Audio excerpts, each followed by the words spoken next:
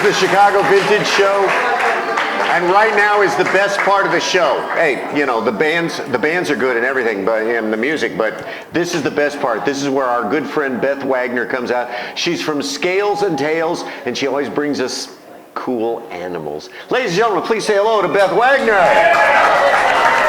Hello. Today, well, it's almost Halloween, so I brought something that most people would find scary, but these are only people that watch too much TV, all right? So this animal, a lot of people think can jump across the room, grab by the face, knock you down, and suck all the blood out of your nose, okay? But that's a lie, because these guys don't even have teeth, and actually they don't even have muscles, all right? But people start stories about them all the time. Anybody can guess who I'm talking about? Well, tarantulas. And you know, in the world there's 400 kinds of tarantulas, and some of them get to be the size of a steering wheel, the big giant bird-eating tarantula. Really? But none of them are poisonous or venomous or toxic, and none of them even have teeth, okay?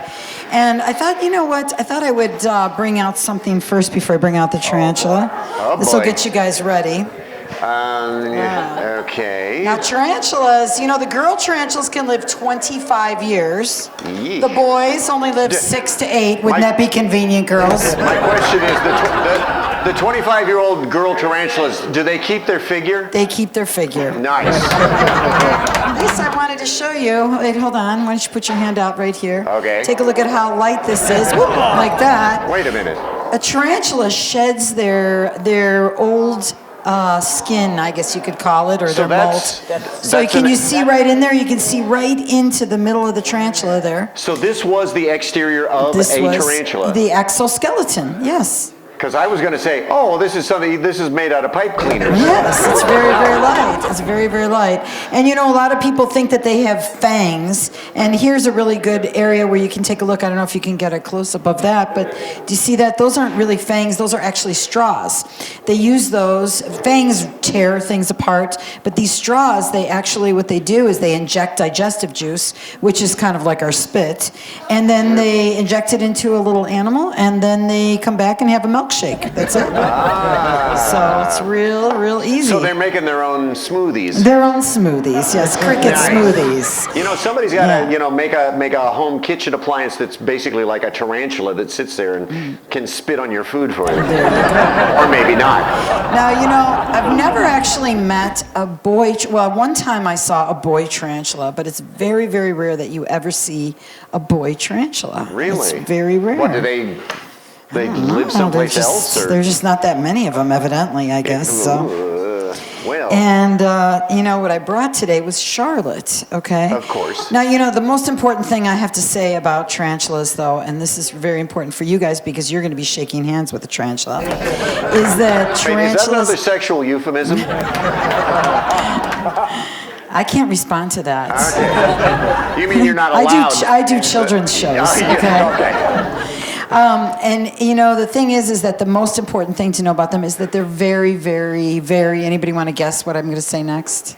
Sexy? Fragile. So fragile that if you were to drop a tarantula and they were to break one leg or lose one drop of blood, they'd be dead, okay? Yikes. So, and you know, actually they can, in some ways when a leg comes off, they can regrow their leg in the next shed. But most ways that the tarantula dies is because they have a very heavy abdomen and like a light carapace, which is the top portion where their eyes are. And when they break right in the middle. Interesting thing, some people, some third graders actually tried this. They crazy glued their tarantula that they dropped back together. Really? And it lived another 6 months. So it was pretty cool. That was like... 1,000,001 household uses. Yes. Hi, I'm that guy on TV with the boat with the hole in it. Yes. And now I'm using Flex Seal on a tarantula. Man,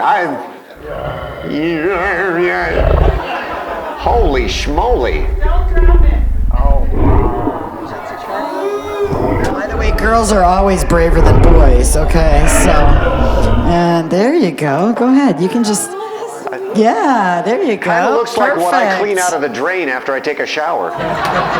Now, their biggest way that they protect themselves is with their hairs that are on their abdomen, and they will brush their hairs off with their back legs, like she's not doing that right now. But those hairs feel just like fiberglass. I know that our generation knows exactly what fiberglass feels like. We've all played with fiberglass. It was in our cars, it was in our food. It was everywhere. We knew exactly what fiberglass felt like. And that's what their little hairs feel like, is fiberglass.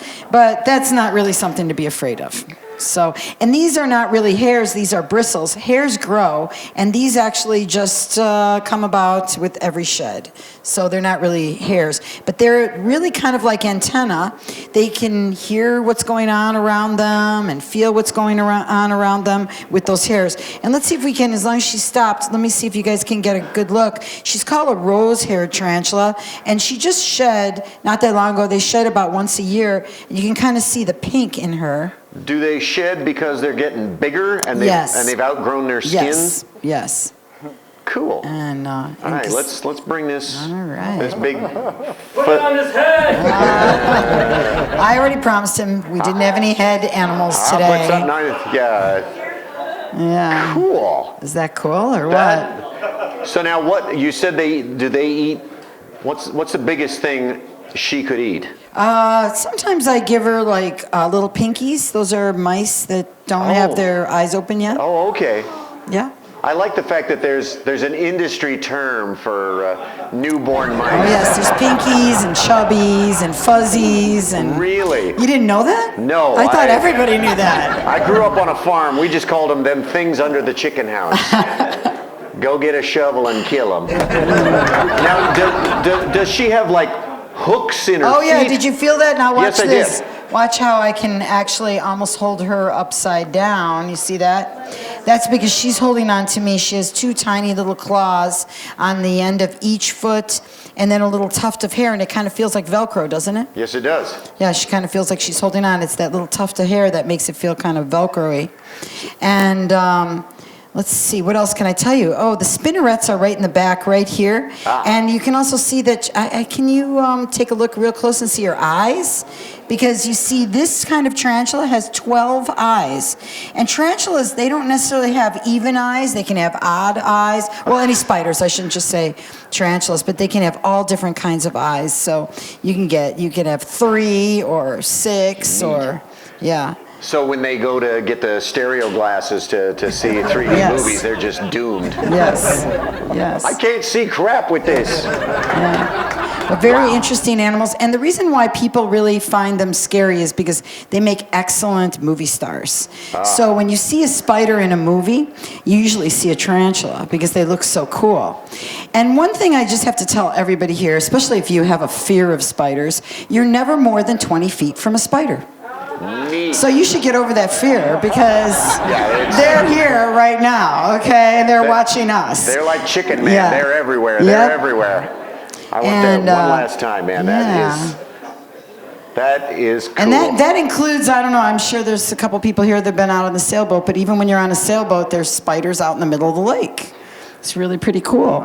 Wow. So again, you travel under the name Scales and Tales, and you go where? To schools? Schools and libraries and birthday parties. And today I was at Pulaski Park for Halloween. Wherever there are people who want to know about animals. Animals and creepy crawlies and snakies and boogies and... Well, at this point, I should say, let's give her a big round of applause. Thank you. Beth Wagner, Scales and Tales, thank you so very much. You are watching, this is the Chicago Vintage Show from the outer space in beautiful Berwyn, Illinois. Spin us a little something there, Dougie. Spin us.